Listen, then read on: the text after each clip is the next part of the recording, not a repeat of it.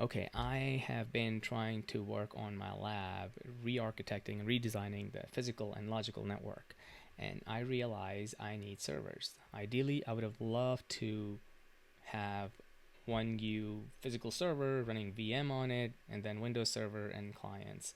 That costs money. For now, I put it on the back burner. I put it out there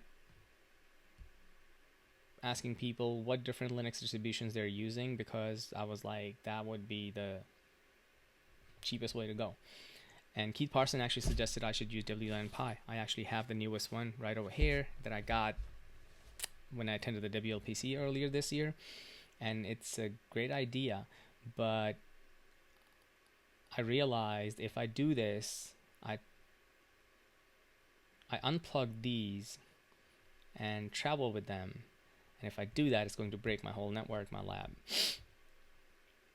What's next? I have 3 Lenovo desktops laying around, so I figured why not install some kind of Linux on them.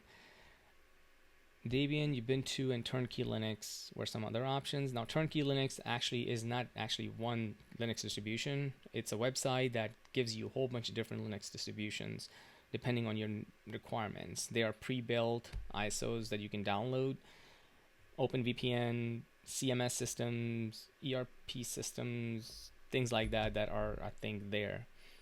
But I wanted something that's not pre-built, but at the same time, I did not want something that's too manual. It has to be something in between because I wanted to learn how to install it. I wanted to learn how to run through installing different applications. I ended up with installing Ubuntu.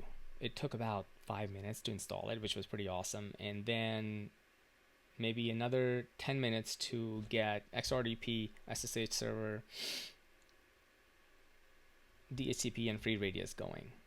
This is where it got interesting. When I tried to restart or start the DHCP server, it would not start. I had no clue what was wrong with it.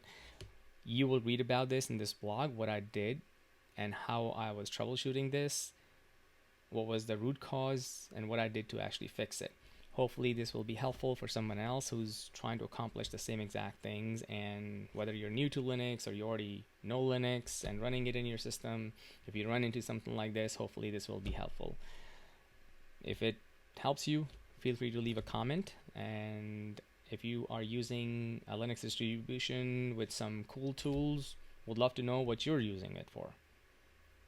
Good luck.